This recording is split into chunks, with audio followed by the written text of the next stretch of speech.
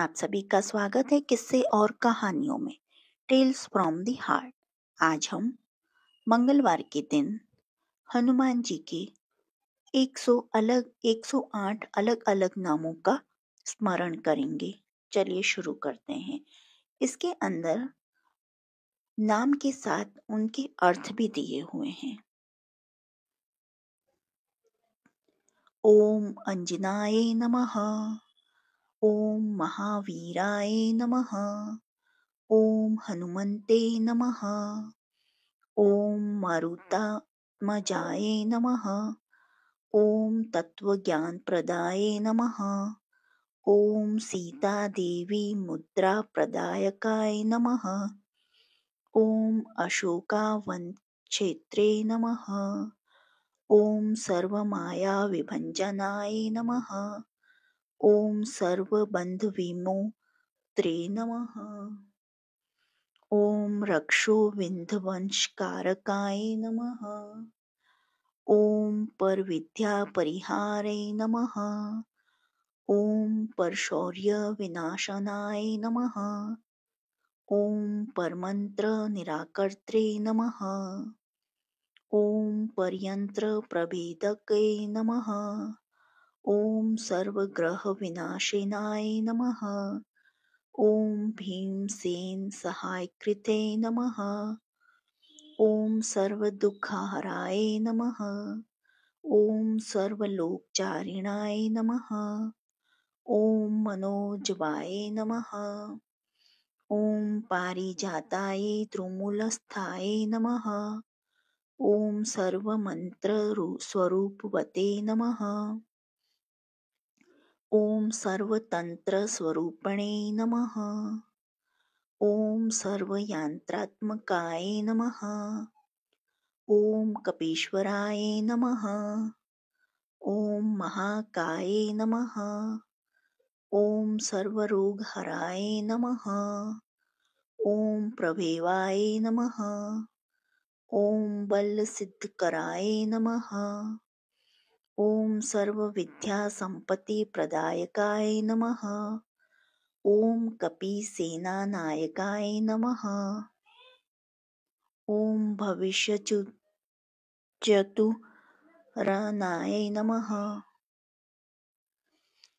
ओम कुमारब्रह्मचार्ये नमः, ओम रत्नकुण्डलदीप्तिमते नमः, ओम चञ्चलद्वाल सनतलम्बमानसिकोज्ज्वलाय नमः, ओम गन्धर्वविद्यातत्त्वज्ञाय नमः, ओम महाबलपराक्रमाय नमः, ओम काराग्रविमोक्त्रे नमः, ओम श्रृङ्खलाबन्धमोचकाय नमः, ओम सागरोत्तारकाय नमः, ओम प्राज्ञाय नमः, ओम रामदूताय नमः, ओम प्रतापवते नमः, ओम वानराय नमः, ओम केसरीसूताय नमः, ओम सीताशोकनिवारकाय नमः,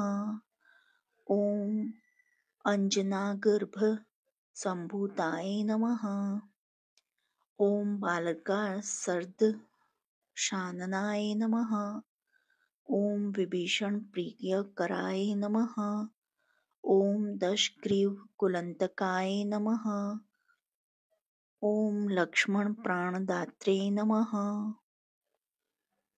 ओम वज्रकाय नमः, ओम महाद्युताय नमः, ओम चिरञ्जीविने नमः, ओम रामभक्ताय नमः, ओम दैत्यकार्य विघातकाय नमः, ओम अक्षहन्त्रे नमः, ओम काञ्चनाभाय नमः, ओम पंचवक्त्राय नमः, ओम महातापस्ये नमः, ओम लंकिनी भजनाय नमः, ओम श्रीमते नमः, ओम सिंहिका प्राणभंजनाय नमः, ओम गंधमादनाय शैलस्थाय नमः, ओम लंकापुरविदायकाय नमः।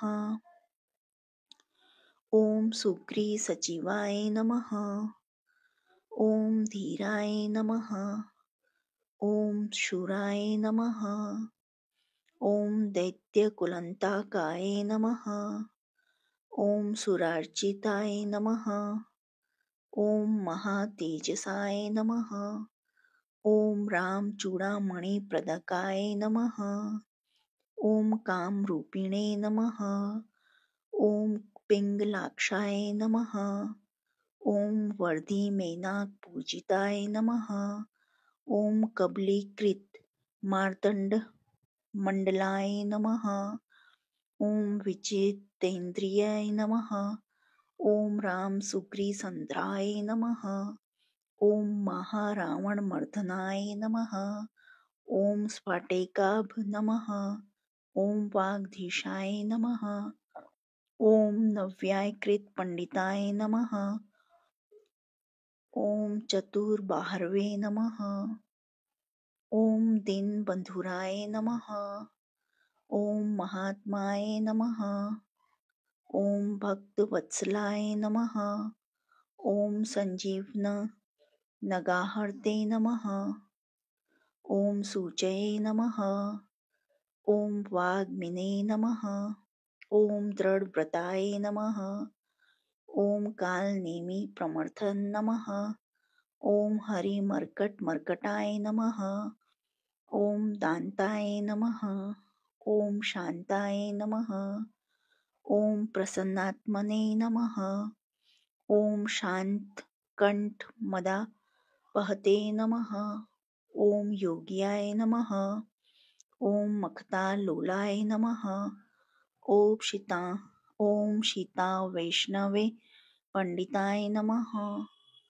ओम वज्रधनुष्टाय नमः। ओम वज्रनखाय नमः। ओम रुद्रवीर्यसमुद्भवाय नमः। ओम इन्द्रजित्पहिता मोघ ब्रह्मास्त्र विनिवारकाय नमः। ओम पार्थ ध्वजाग्रवासिने नमः। ओम शरपंजरभेदकाय नमः। ओम दशबाहवे नमः। ओम लोकपूज्यै नमः। ओम जामप्रीतिवर्धनाय नमः। ओम सीतारामपादसेवाय नमः। इति श्री हनुमान जी 108 नाम समाप्त। जो आपको हनुमान जी के नाम पसंद आए हों तो please like share and subscribe. देखने के लिए धन्यवाद। और किसी भगवान के 108 नाम जानने की इच्छा हो और आपको आगे वाले वीडियो चाहिए तो प्लीज़ प्रेस बेल आइकन। देखने के लिए धन्यवाद। जय हिंद, जय भारत।